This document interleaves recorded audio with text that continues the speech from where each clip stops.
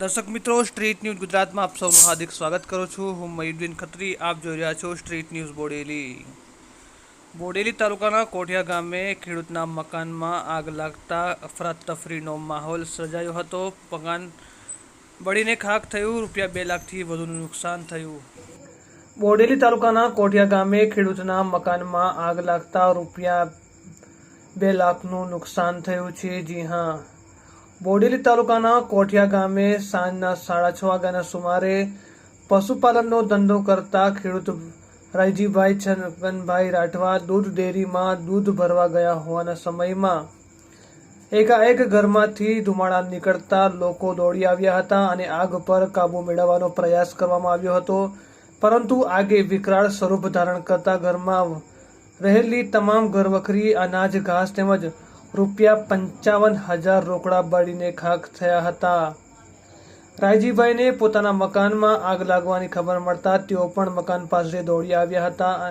ત્યાં સુધી ગ્રામજનોએ મકાનમાંથી પશુઓને બહાર કાઢ્યા હતા, પરંતુ મકાનની તમામ ઘરવખરી બળીને ખાખ થઈ હતી અને ખેડૂત રાયજીભાઈ મુશ્કેલીમાં મુકાયા હતા.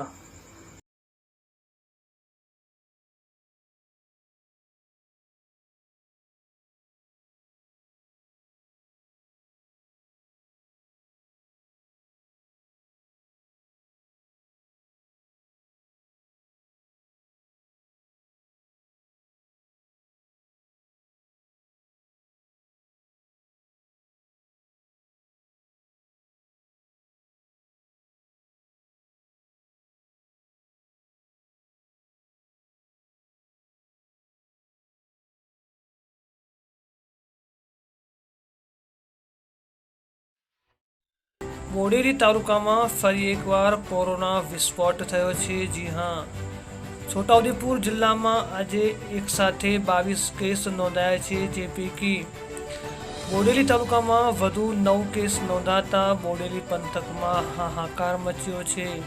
છોટાઉદેપુર આરોગ્ય વિભાગ ડોક્ટર મહેશ ચૌધરી દ્વારા પ્રસિદ્ધ કરાયેલી અખબાર યાદી મુજબ આજે બોડેલી તાલુકામાં વધુ 9 કેસ કોરોના પોઝિટિવ આવ્યા છે. જી હા, છોટાઉદેપુર જિલ્લામાંથી આજે 1281 લોકોના કોરોના સેમ્પલ લેવાયા હતા, જે પૈકી 22 લોકોના કોરોના પોઝિટિવ આવતા સારવાર માટેની કામગીરી કરાઈ.